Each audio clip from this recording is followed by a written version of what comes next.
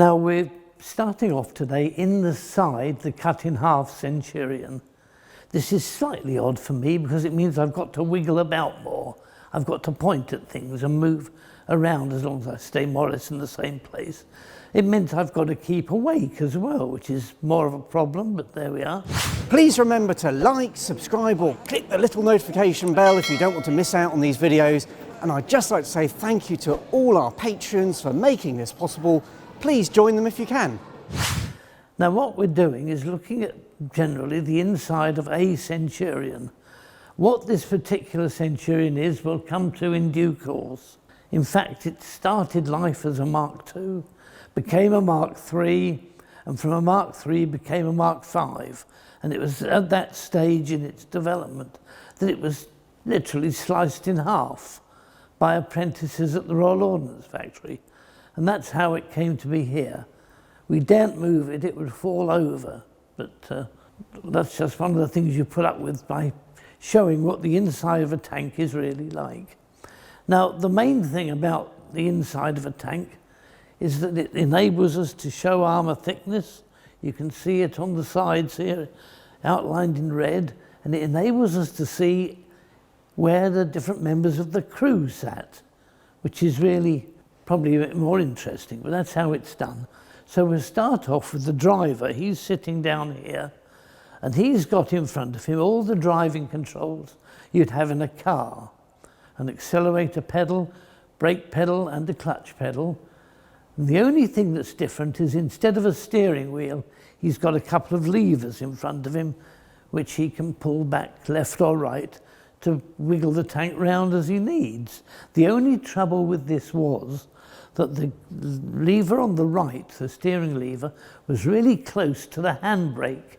And it meant that now and again an inexperienced driver would make a terrible mistake by pulling the wrong lever. And they'd get into all kinds of trouble if they weren't careful. But that was the only real problem. The thing to bear in mind is that this is really, although a modern tank by 1945 standards, it's really quite ancient in terms of driving. There's no automatic transmission. It's all done by real manual hard work. And they are quite a hard tank to drive.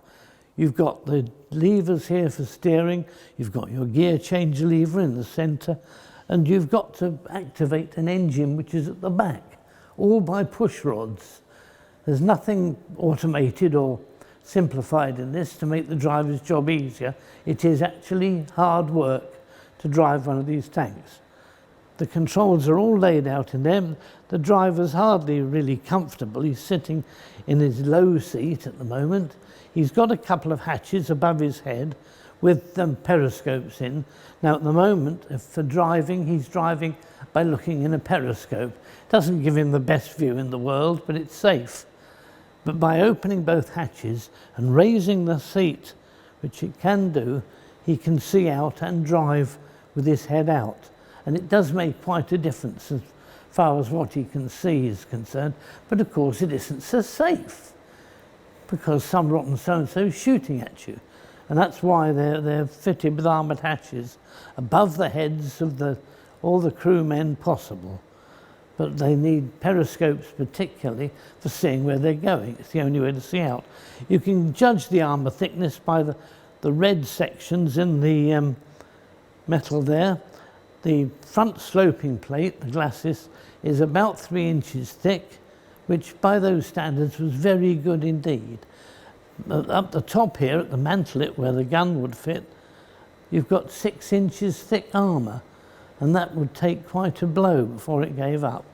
And that shows you how the turret is arranged. For instance, the thickest armour's at the front. At the top, it's gradually getting thinner because top attack was unheard of in those days. But that's just the way it is. That's the way the tank's laid out. And it's done as much as anything else to save weight. They're trying to get the maximum armour thickness where it matters most. And I mean, look at the bottom, for instance. It's nearly a non-entity. It's nothing.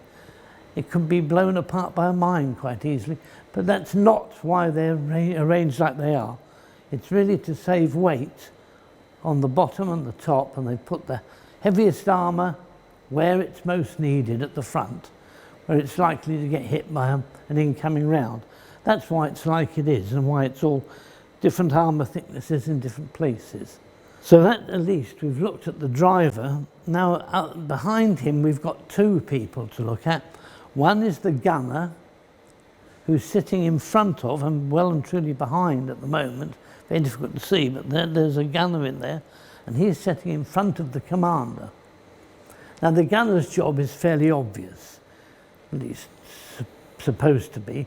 He looks through a telescope or a periscope, sights what he wants to shoot at, and then fires the gun on orders of the commander. And he's either firing the gun in the tank, the main gun, which in this case is a 20-pounder, 83.4 millimeters, I think, and he's firing that, or he's firing the coaxial machine gun. The Browning replaced the Beezer in the Mark V. The Mark III had a Beezer, the Mark V normally had a Browning, a far more reliable machine gun, and that was also fired by the gunner. He couldn't fire both at the same time, he fired one or the other, and that's why they were like they were. But he had all the triggers there. Now, he's the chap sitting there. Behind him and above him is the commander. He's sitting underneath the cupola, which enables him to see all round. It turns independently of the turret and enables him to see all round the vehicle. But he's basically in charge of the crew. He tells the driver where he wants him to go, leaving the driver to sort out the best route, but he tells him roughly where he wants him to go. He tells the gunner when to fire, and of course he's got his ear cocked for the loader, who's also, the loader, by the way, is the chap on my left over here. He loads the gun and gets rid of the spent shell case when it comes out, which it does with a bang. He throws that out and gets it out the way of outside the tank if he can, because that's his job. He loads the main armament and the machine gun separately as required. And his other job is as wireless operator. So he switches between working the breech of the gun, loading it, and then working the radio.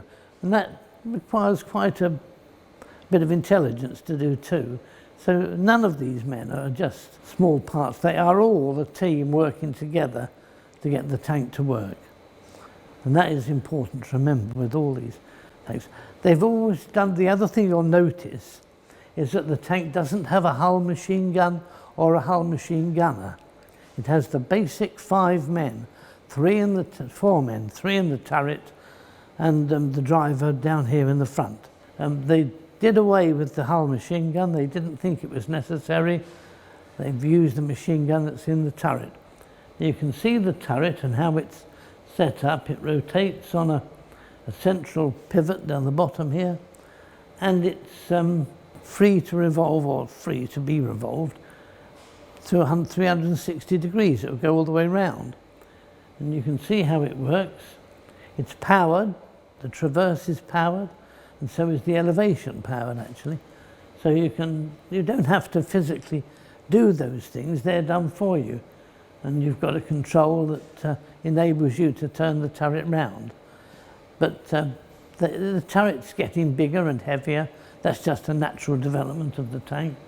And as it gets so, it needs more of an automated or mechanical assistance to turn it round. Otherwise, it's liable to make more work than is needed for the people involved, which are usually the gunner, well, primarily the gunner and possibly the loader. But that's how the various men are situated throughout the tank. Once they're in their place, they've got to stay there. You can't get up and dance. There's nowhere to go. You've got your seat and you're in it, and there you stay until the fighting's over. Behind the turret is the engine, which is a Meteor, a Rolls-Royce Meteor Mark IV, a V12 engine generating about 650 horsepower, which is quite reasonable for a tank of this size. it will motor along fairly well. They're not fast, but then tanks don't need to be. They just need more or less to keep up with the other vehicles if they can, to keep up with the infantry, but more to fight is their main reason. So thicker armour and the gun are more important. But that's the basic innards of a tank, and you can take it as more or less typical of all. But we've used the Centurion, A, because it's an excellent early or late war tank really, also because we've got it here cut in half, so we might as well use it. And it's very good to see it from that point of view. This is a Centurion Mark V, I've said that before, but it's a Mark V that was built originally as a Mark II, became a Mark III, and went on to become a Mark V. They mainly involve such things as changes in the gun, and getting a little bit bigger, a little bit more powerful each time, and many, many little changes, even halfway through production sometimes. But that's how these things are done. Someone thinks of something, something's incorporated, it's added to tanks, and then retrospectively added to others. So the tank just develops that way. Now what we're looking at here is a tank from the outside with various parts on show. But what I want to talk about first of all is the turret, because it's a development of the turret that we saw originally on the Mark I Centurion, which was done as a separate presentation a short while ago. Now with the Mark I, they had a turret made of rolled armour plate, and it caused a lot of controversy. There was a lot of argument. It mounted the 17-pounder gun, so it was the same gun as was mounted in Black Prince, that dreadful thing, and one or two others, the A30 Challenger, which we don't have now, and of course the Sherman Firefly. But people wanted to know why a tank at this stage was being built with the same gun but a totally different turret. The argument was there must be a better turret there somewhere, and what was the reason for having so many? Well, the actual reason was they let different people design it, or not design it in particular cases. But on the Centurion it changes, and it changes dramatically between the Mark I and the Mark II. As I said, the Mark I has a turret, roughly the same shape, but of rolled plate armour, which is quite normal.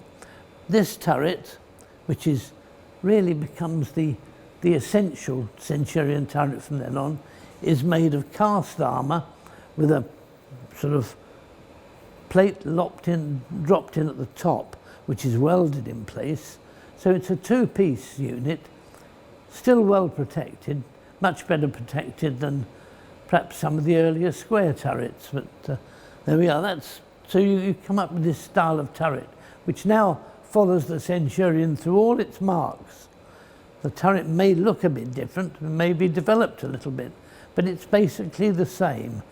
A cast, quite low turret on a well-made hull, and that's really what sort of singles the Centurion out, is this style of turret. And I thought we'd show you that first. Now the other things to show you are the various section things here.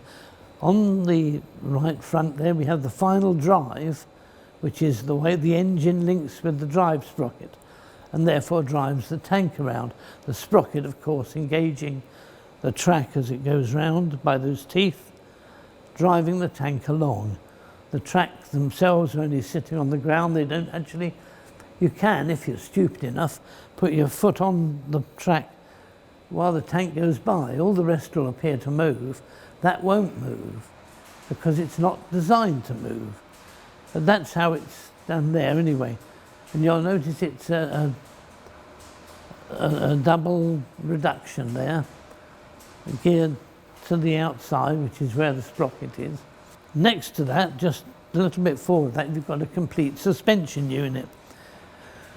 Again, for the Centurion and for, in fact, all tanks, both since and before, the British have ignored the one thing that everybody else seemed to go for, which was the torsion bar suspension. Torsion bars have the disadvantage of raising the tank up a bit because they lay it across the floor. They're very vulnerable to mines, and therefore they're better ignored if you can do that. In Britain they did it by bolting a unit on the side.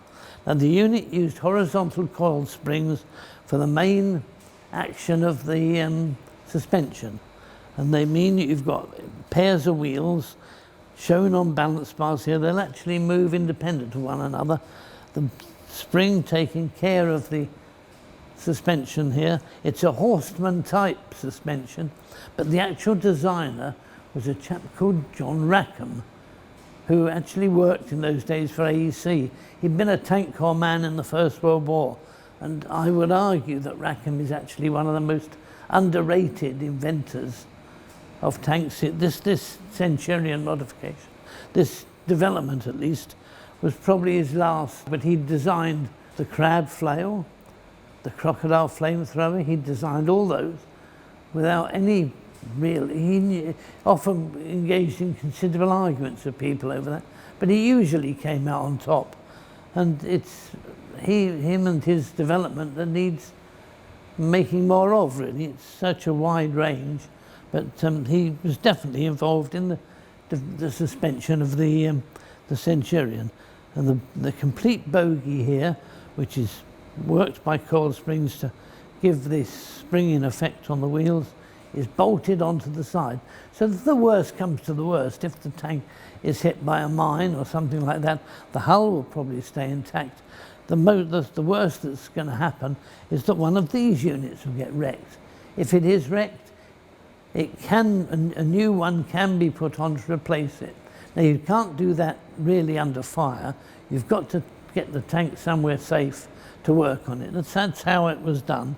That's how it was made to change with the development of each tank, with each thing. But you'll find that the Americans, the Germans first, followed by the Americans later, made torsion bars the acme of tank suspension.